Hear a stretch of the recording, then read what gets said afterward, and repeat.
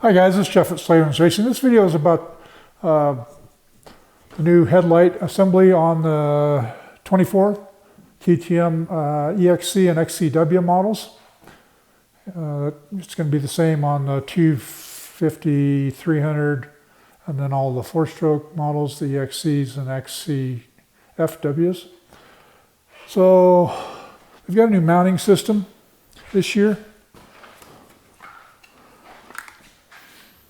Those two bolt holes right there bolt onto this plastic plate here, and this plate holds the odometer assembly, and it's bolted onto the triple clamps. So let me put that over there. All right, so we've had lots of calls from guys wanting to change the top triple clamp, tall guys like me that want the bars farther forward. This is only a 2-position clamp. They're wanting the 4-position or even the 6-position like on some of the aftermarket clamps. And so they're wanting to know if all this stuff will bolt on. Well, yes it will. Typical KTM, they don't make changes for no reason every year. They keep things as standardized as they can. And this bolt pattern here is the same bolt pattern as what's on previous year's KTM. So that bolt pattern is exactly the same dimensions. I measured it out, center to center on those holes. It's the same as my 23 with the cast clamps that have the 4-position mounting.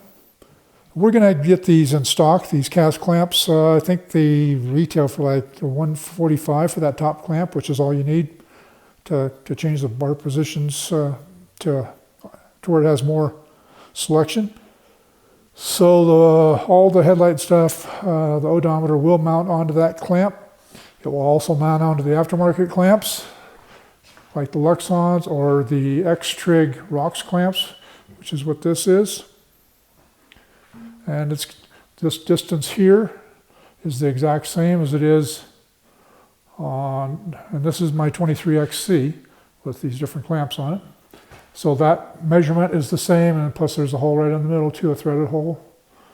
Right there in the middle, if you can see it. And you can barely see it. There we go.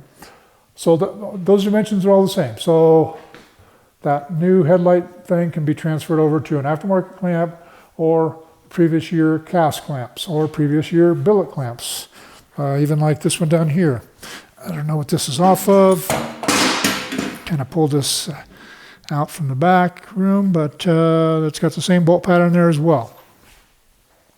All right, so that solves that problem for you guys who want to switch things around.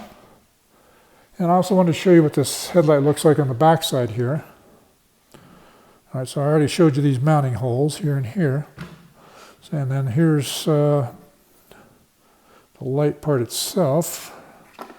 I've already, it just has these 3 tangs that hold it, and you just twist it to undo it. And it's kind of a hard twist, but it's not a replaceable bulb, as far as the bulb itself, because this is kind of a complete unit.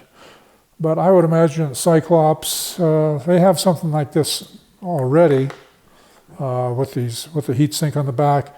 They're just going to have to come up with different connectors, because this is quite a bit different than what we've had in the past. Cyclops or Moto-Minded, or who knows, some company will come up with something for this real soon, I'm sure. We've got we've contacted those companies, and they're working on it. So let's see, that goes in there like that. Anyhow, so that's that part of it. And something else I wanted to tell you here. So I've seen guys complaining on the internet about they cheaped out by putting on this cast clamp. Well, no, they didn't. The XC and EXC models have always had cast clamps. And so, no, they didn't cheap out at all. They just kind of dressed them up a little bit by putting a groove in there. And why did they put the cast clamps on there? Well, one thing, probably to save a buck, but also ride quality. They do a couple things for ride quality in the suspension department, and that is the cast clamps have a little bit more flex to them than a billet clamp, so that makes them a little more comfortable. And then they also, on the EXC and XCW models, they've always used a little more flexible rim on them.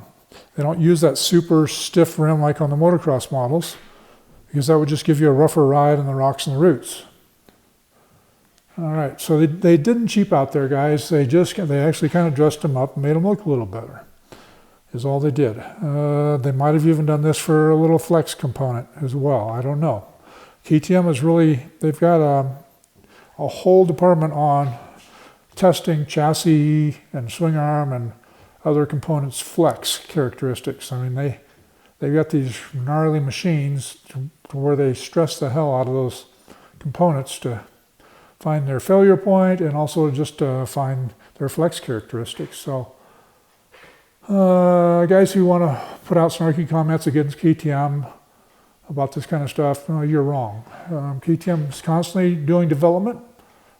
Nobody else does it. I mean, look at Yamaha. They've had the same YZ250 for the last, seems like, since I was born. And so kudos to KTM for all the high-tech development they do on their bikes. All right, guys. So if you want to eliminate the bolt-on thing, I'm not sold on this. Yeah, it gives it a more rigid mount to make it stay on better, but when you have a crash and you break that, you probably won't break this, but you'll rip apart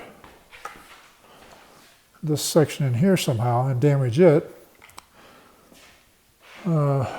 Regardless, you're going to damage plastic out on the trail, and you can't repair it out on the trail.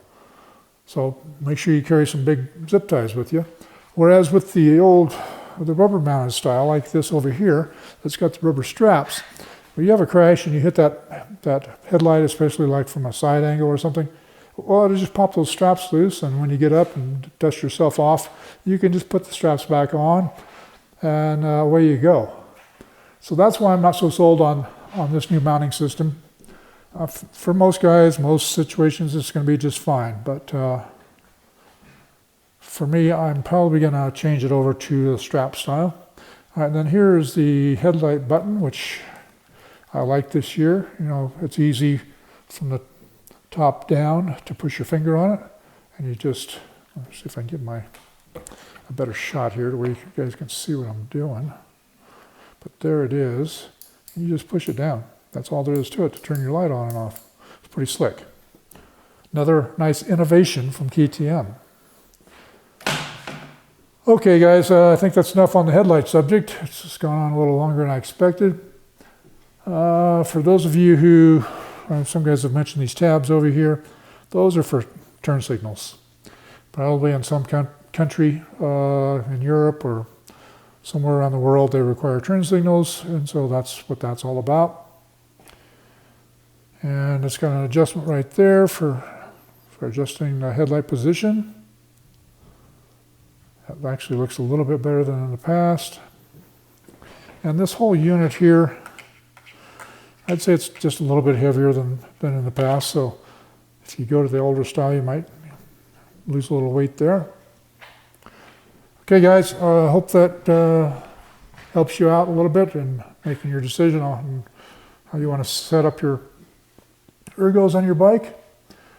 And if you would, please like us on Instagram and Facebook and subscribe to us on YouTube. We really appreciate that. It helps us out. And we sure enjoy a shout out once in a while. We enjoy seeing pictures and videos of what you do. You can send those to info@slavensracing.com or alec@slavensracing.com. And we like posting those stuff on our Instagram or Facebook. So, but the most important thing is, if you have one of these new shiny beasts in your garage, is to get out and get some dirt on it. That's the best thing you can do for your head. And have some fun. Throttle therapy. That's all for now.